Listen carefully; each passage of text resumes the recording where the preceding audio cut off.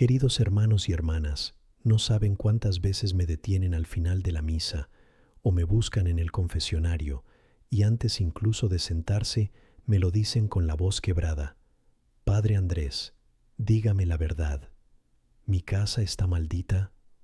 Algo no va bien. Todo se rompe. Nos enfermamos. Discutimos por cualquier cosa. Los niños no duermen. Entra uno por la puerta y siente como si el aire pesara. Y detrás de esa pregunta yo casi nunca veo curiosidad. Veo cansancio. Veo familias que ya no esperan que el hogar sea descanso, sino trinchera, que la casa sea iglesia doméstica, y sin embargo se ha vuelto un lugar donde el alma se encoge.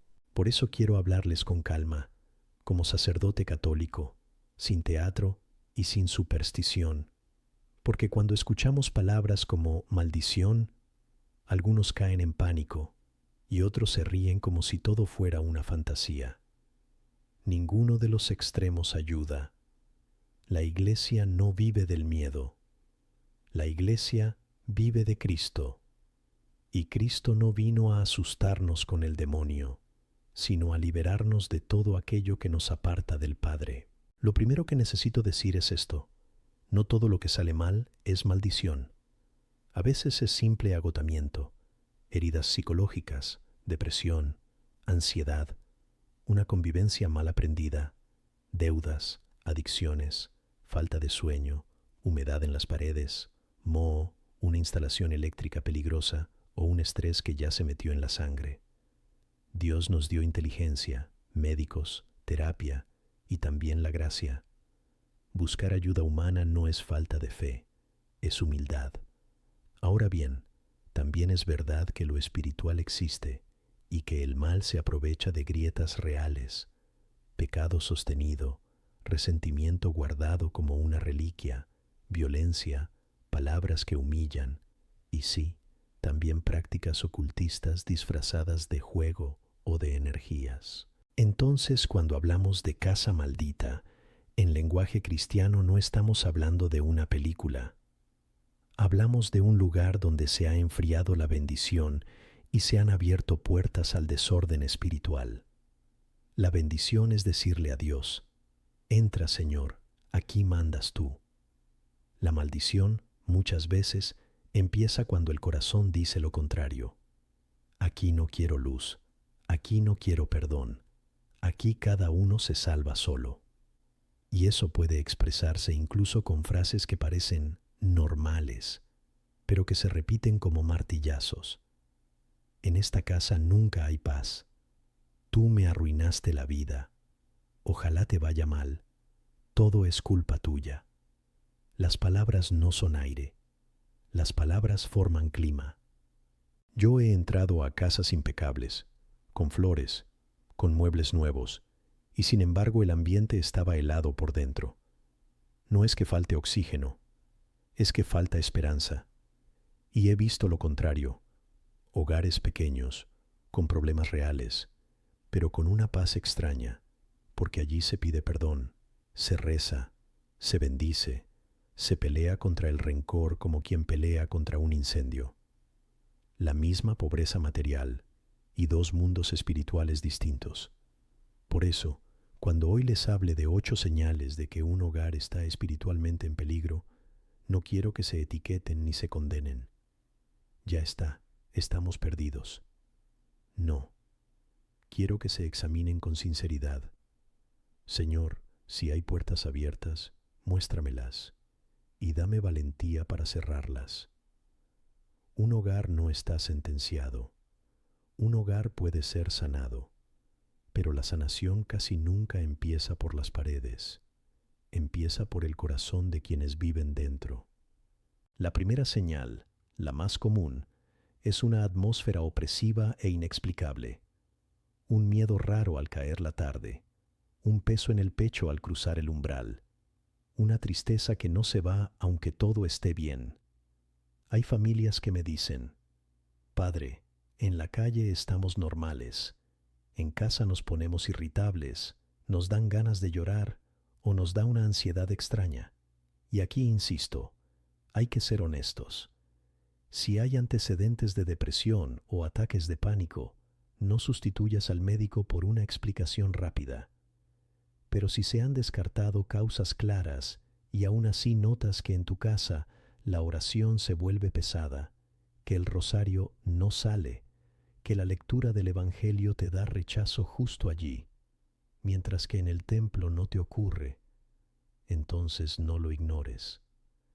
A veces el alma está detectando que el ambiente se ha contaminado de algo que no se ve. Recuerdo una pareja que me pidió bendecir su apartamento.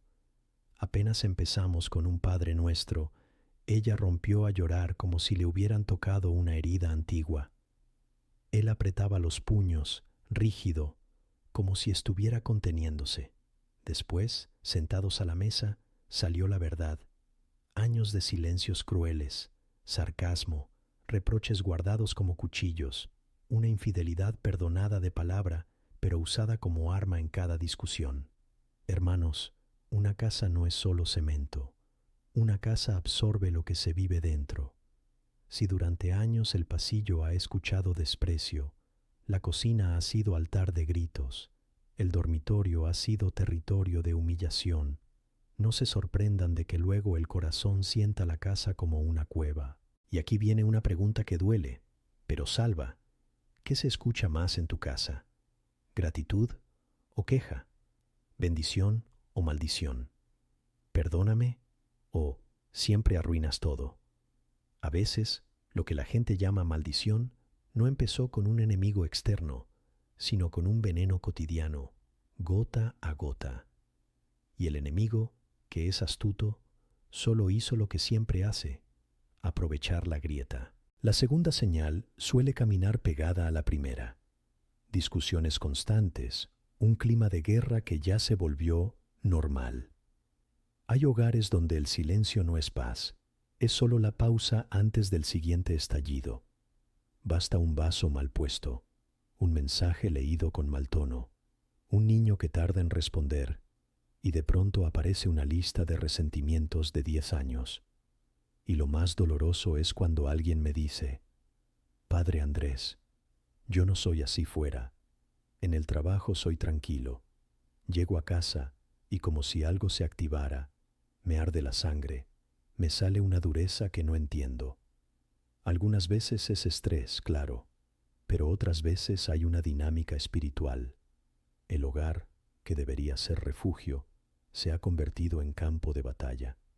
Y el mal sabe que, si logra que la familia se despedace con palabras, ya ganó mucho terreno sin necesidad de ruidos extraños. Por eso, antes de buscar culpables afuera, conviene mirarnos con valentía y preguntarnos si en nuestra mesa se ha instalado la costumbre de herir, si se ha vuelto habitual corregir humillando, si el perdón se ha reemplazado por el archivo eterno de las ofensas.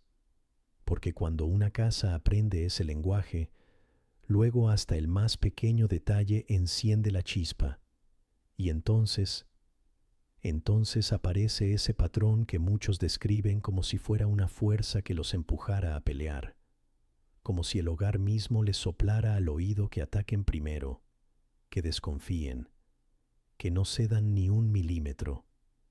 Y en ese punto vale la pena detenernos un momento para ver con claridad cómo se alimenta esa guerra y qué grietas concretas suelen estar detrás. Porque cuando uno las identifica, empieza a comprender por qué el segundo signo casi siempre abre la puerta al siguiente. Y en ese punto vale la pena detenernos para ver algo con lucidez. Muchas guerras familiares no nacen de un hechizo externo, sino de un ciclo interior que se alimenta solo. Yo lo veo una y otra vez. Alguien llega cansado, herido, con miedo a no ser suficiente. El otro responde con ironía, porque también está herido. Los hijos aprenden que la casa es un lugar donde se sobrevive, no donde se ama. Y así, sin darnos cuenta, vamos construyendo una rutina de tensión. ¿Y qué hace el enemigo? Lo de siempre. No necesita inventar nada. Solo sopla sobre las brasas. Te susurra: no cedas, que te pisan. Te repite, te lo hace a propósito. Te convence de que pedir perdón es perder. Y cuando el orgullo se sienta en el trono del comedor, la paz se queda en la puerta, como un invitado al que nadie abre. Ahora bien, cuando esa segunda señal se vuelve crónica, suele aparecer una tercera, que a muchos les da un miedo especial: la sensación de una racha de desgracias, enfermedades, accidentes o pérdidas que se concentran alrededor del hogar. Y lo peor, que empieza a robar la esperanza. Me dicen, Padre Andrés, salimos de viaje y respiramos, volvemos y otra vez, fiebre, urgencias, golpes, discusiones, un electrodoméstico que se quema, un dinero que desaparece, una llamada mala. Ya nos da miedo abrir la puerta. Y aquí tengo que ser muy claro y muy responsable. La Iglesia no reemplaza al médico ni al técnico. Si hay problemas de salud repetidos, se hacen análisis. Si hay dolores de cabeza extraños, se revisa el gas, la ventilación, el moho, las instalaciones. Si hay accidentes constantes, se mira si vivimos corriendo, sin descanso, con la mente saturada. A veces la maldición es una casa llena de humedad, un cuerpo sin sueño, un corazón sin terapia y un alma que ya no sabe respirar.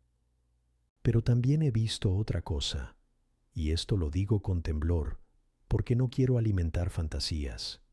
He visto casos donde lo humano estaba revisado y aún así el sufrimiento parecía agarrarse a un punto concreto de la vida familiar, como si el hogar se hubiera acostumbrado a un lenguaje de muerte. ¿Qué quiero decir con eso? Que el problema no era solo que ocurrían cosas malas, sino que en esa casa ya nadie podía pronunciar una frase de esperanza.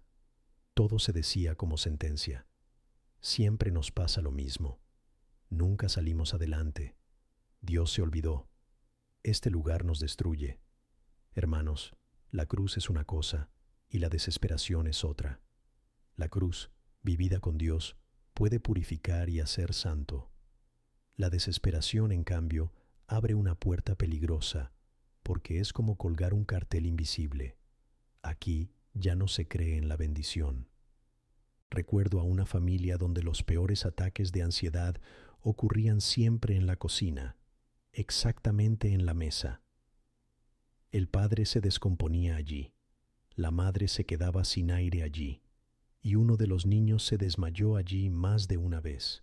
Uno podría decir, casualidad, pero cuando empezamos a hablar con calma, salió algo que ellos mismos habían normalizado. La cocina era el tribunal. Allí se humillaban, allí se gritaban, allí se arrojaban frases terribles delante de los hijos.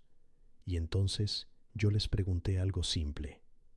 ¿Se dan cuenta de que esta mesa, que debería ser altar de alimento, se volvió altar de condena?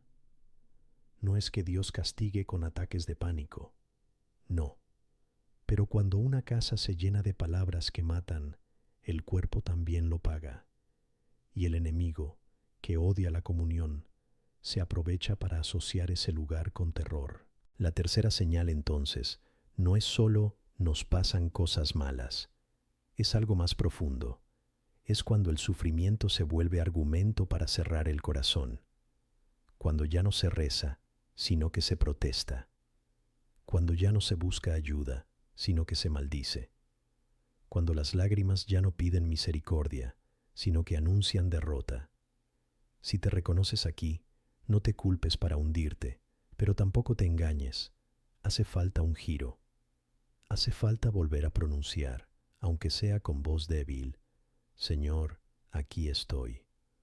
No entiendo, pero no te cierro la puerta. Y de esa tercera señal pasamos, casi sin darnos cuenta, a una cuarta que muchos cuentan en voz baja, porque temen que los tomen por locos. Noches pesadas, pesadillas repetidas, un miedo nocturno que no encaja con la realidad, una sensación de vigilancia, de opresión, de angustia al dormir. Aquí también hay que ser responsables. Hay insomnio por estrés, hay terrores nocturnos en niños, Hay trastornos del sueño, hay medicación, hay traumas. Si alguien escucha voces, si hay alucinaciones, si hay ataques severos, primero se busca ayuda médica y psicológica.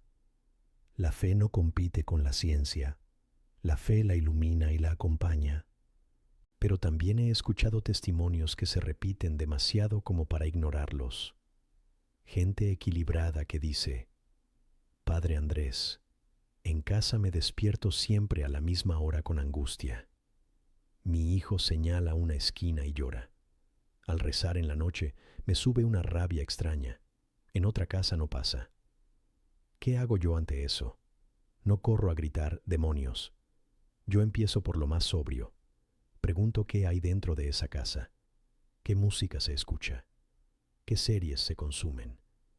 ¿Qué imágenes cuelgan? ¿Qué objetos se guardan por si acaso? ¿Qué resentimientos se guardan como tesoros? Porque la noche saca a la luz lo que de día maquillamos. Una vez, al bendecir un hogar, encontré en una repisa, como si fuera decoración inocente, símbolos claramente ligados a prácticas oscuras, figuras grotescas, libros de invocación, amuletos para el dinero, velas rituales para atraer amor. Me dijeron: Padre, es solo por estética. Y yo, con cariño, les pregunté: ¿están dispuestos a renunciar a esto sin drama? Si no significa nada, soltarlo será fácil. Si les duele como si les arrancara algo, entonces ya no es decoración. Hermanos, el corazón humano es capaz de aferrarse a cadenas creyendo que son pulseras. Y el enemigo trabaja así, primero como curiosidad, luego como costumbre, después como dependencia. Por eso, cuando una casa tiene noches llenas de miedo, conviene revisar con honestidad si hemos abierto puertas. Y aquí llegamos, casi de manera natural, a la quinta señal, que para mí es de las más claras: resistencia concreta a la oración y a las cosas santas dentro del hogar. Hay personas que me dicen: en la iglesia rezo bien, en casa, al tomar el rosario, me entra sueño, me distraigo, me irrito, me dan ganas de tirar todo.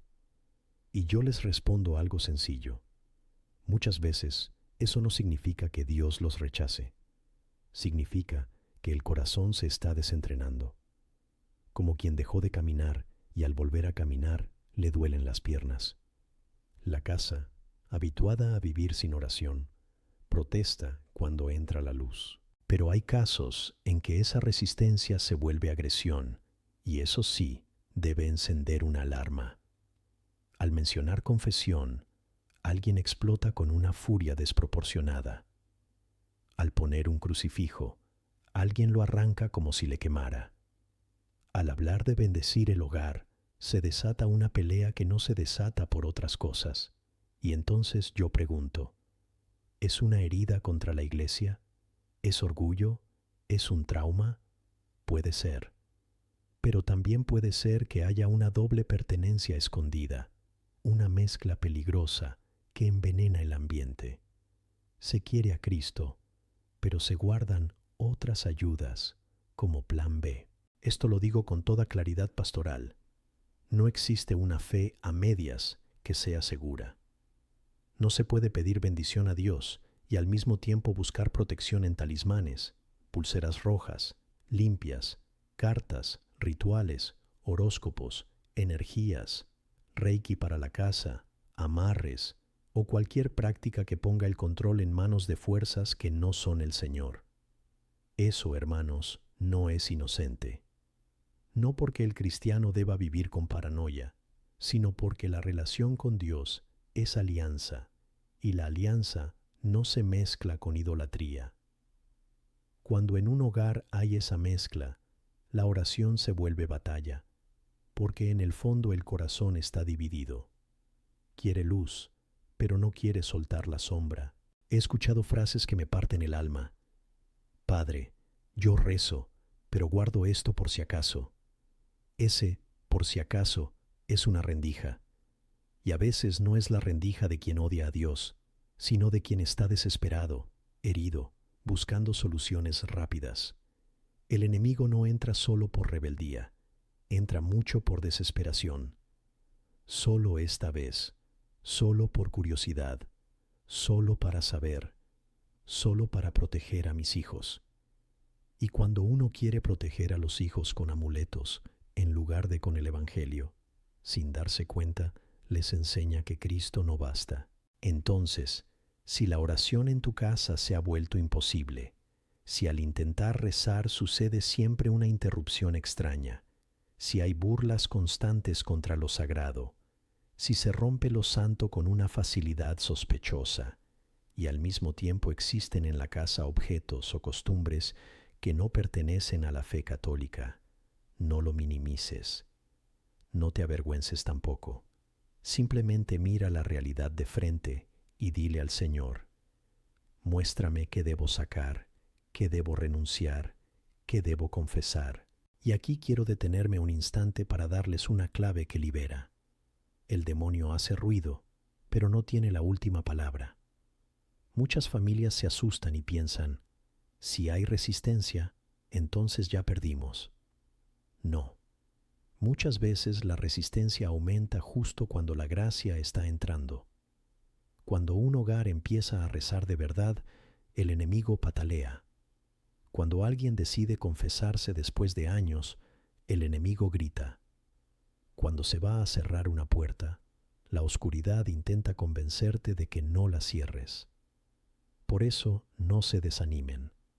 Cada pequeño acto de fe, cada Ave María, cada bendición antes de comer, cada signo de la cruz al salir de casa, es un golpe de luz.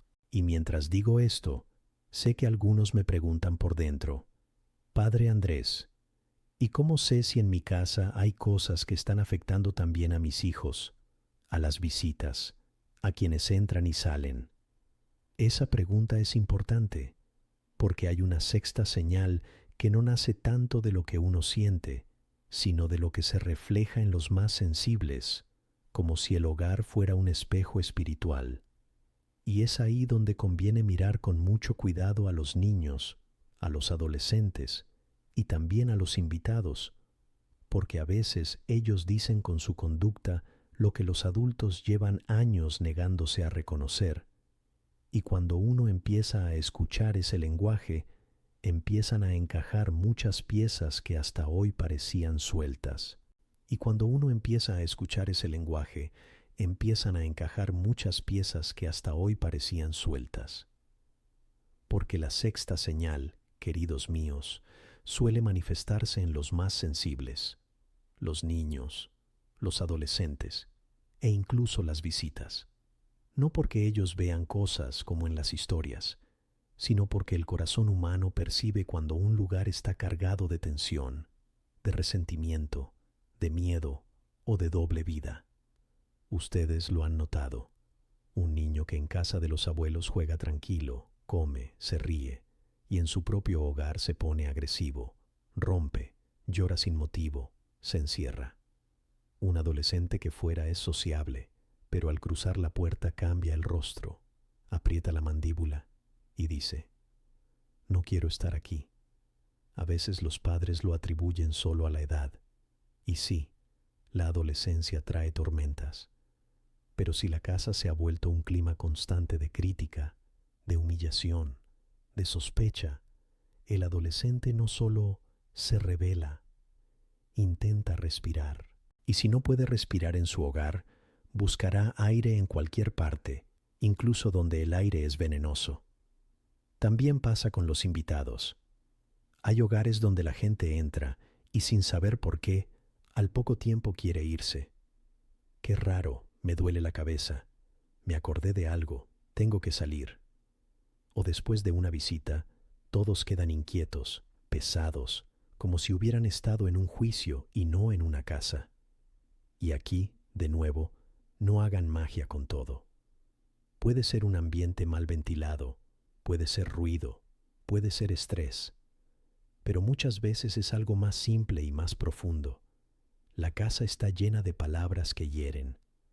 Hay hogares donde el pan se sirve con reproches, donde el café viene con ironías, donde la conversación siempre desemboca en quejas, chismes, desprecio por alguien.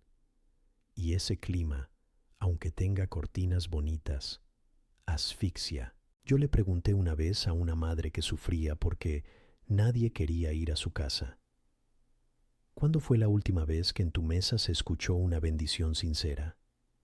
No una oración rápida por costumbre, sino una frase de vida. Gracias por estar. Me alegra verte. Dios te bendiga. Ella se quedó en silencio y luego, llorando, dijo: Padre, yo solo sé corregir, solo sé señalar lo que falta. Hermanos, el hogar se construye con ladrillos de palabras. Si las palabras son cuchillos, la casa se llena de sangre invisible. Y entonces, no se sorprendan de que los niños se enfermen por dentro, de que las visitas no descansen, de que hasta las mascotas estén inquietas. La sexta señal, pues, es ese reflejo. La casa produce en los más frágiles una reacción constante de rechazo, de miedo, de tristeza, de cierre. Y cuando uno ve esa sexta señal, surge una pregunta inevitable. Padre Andrés, ¿y si esta casa ya venía herida de antes? ¿Y si aquí hubo algo oscuro? Ahí entramos en la séptima señal, delicada, pero real, la historia del lugar.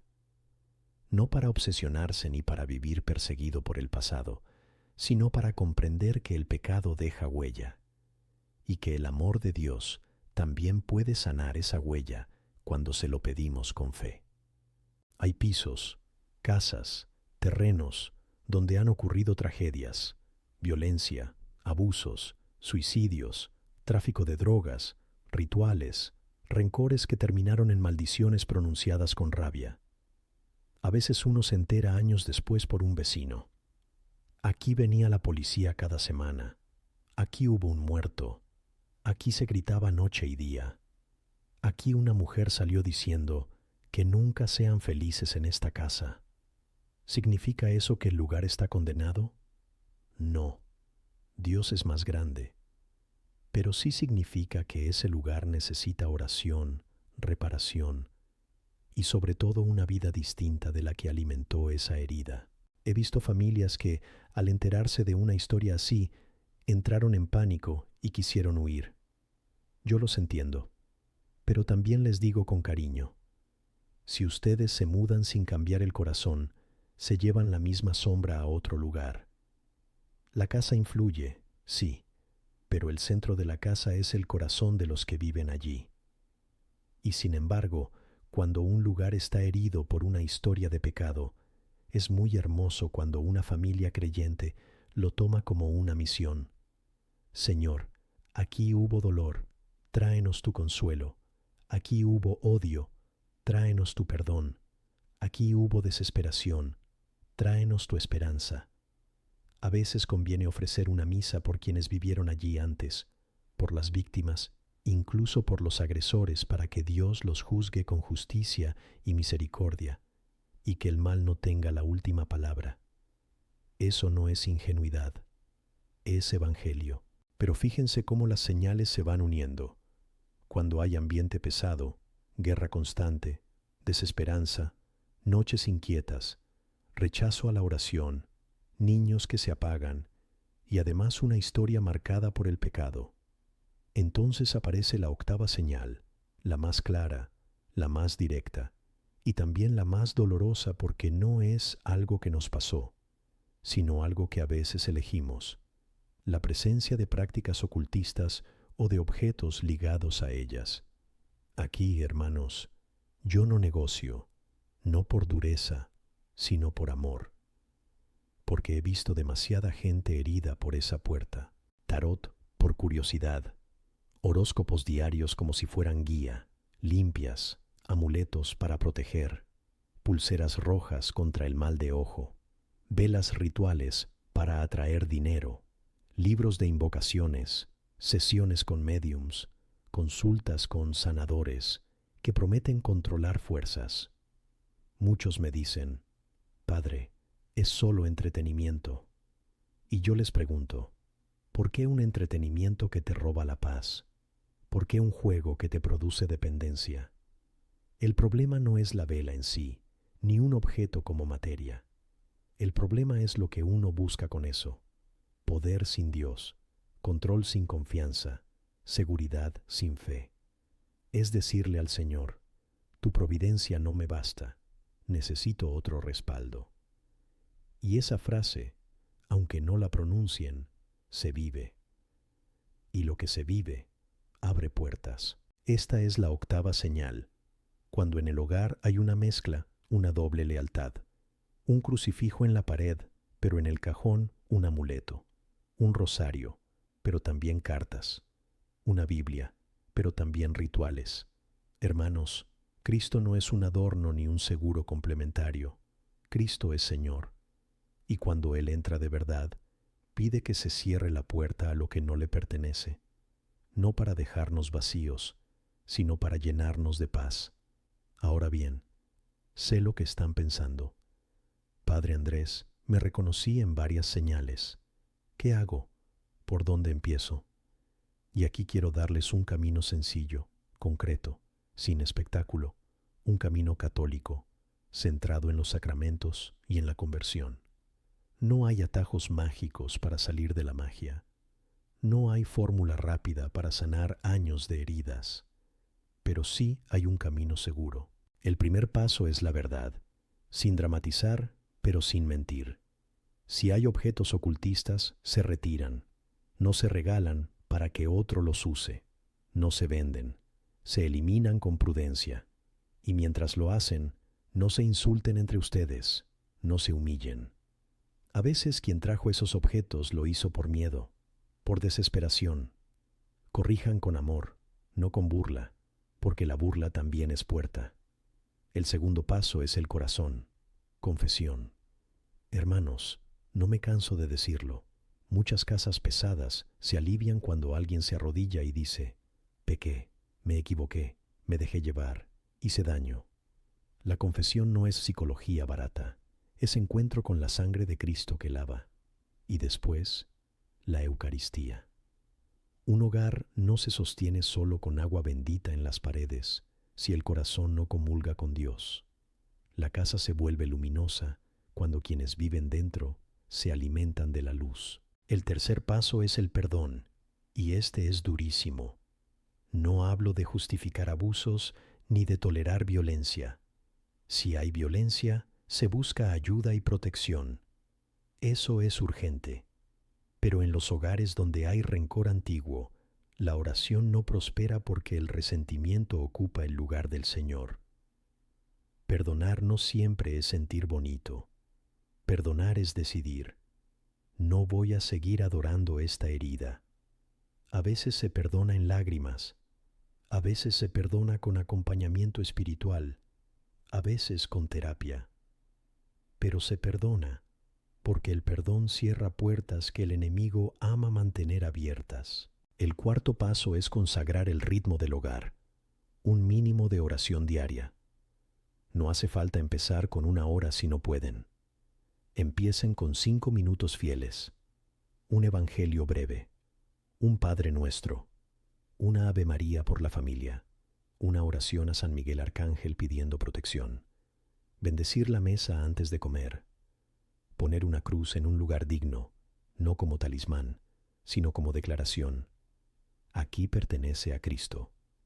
Y si un día fallan, no se condenen, retomen. La perseverancia humilla al enemigo más que cualquier grito. El quinto paso es pedir la bendición de la iglesia. Llamen a su parroquia, pidan una bendición del hogar. No como si fuera un rito mágico, sino como acto de fe comunitaria. Cristo entrando en esa casa a través de la oración de su iglesia. Y cuando el sacerdote vaya, no escondan la realidad, no maquillen, digan con sencillez lo que han vivido. La luz no negocia con las sombras, pero tampoco humilla, ilumina y sana. Y ahora quiero decirles algo que puede cambiarlo todo. No esperen a sentirse santos para empezar. Empiecen para que la gracia los haga santos. Si su hogar ha sido trinchera, hoy puede empezar a ser escuela de paz. Si ha sido lugar de gritos, puede aprender de nuevo la ternura. Si ha sido un espacio de miedo, puede convertirse en refugio, no porque ustedes sean perfectos, sino porque Cristo es fiel. Yo no sé cómo es tu casa, hermano, hermana, pero sí sé esto. Dios ama entrar en lo que está roto. Jesús no tuvo miedo de tocar al leproso, de mirar al pecador, de entrar en la casa de Zaqueo, de acercarse a quienes estaban señalados. Y hoy, mientras me escuchas, Él también quiere entrar, no para acusarte, sino para liberar, no para humillarte, sino para levantar. Permíteme terminar con una oración sencilla, ahí donde estás, sin espectáculo, solo con fe. Señor Jesucristo, tú eres la luz del mundo. Entra en nuestros hogares. Donde haya odio, siembra perdón. Donde haya miedo, derrama tu paz. Donde haya heridas antiguas, trae tu misericordia. Cierra toda puerta que hayamos abierto al mal por ignorancia, por desesperación o por pecado. Te entregamos nuestra casa, nuestras palabras, nuestras noches, nuestros hijos, nuestro matrimonio, nuestro cansancio. Que tu cruz sea nuestro refugio y tu Espíritu Santo sea el aliento de este hogar. Madre Santísima, cúbrenos con tu manto. San José, custodia nuestra familia. San Miguel Arcángel, defiéndenos en la batalla. Y que el Señor los bendiga, los guarde y haga de su casa un lugar de bendición, no porque no haya problemas, sino porque en medio de todo, Cristo vive con ustedes. Amén.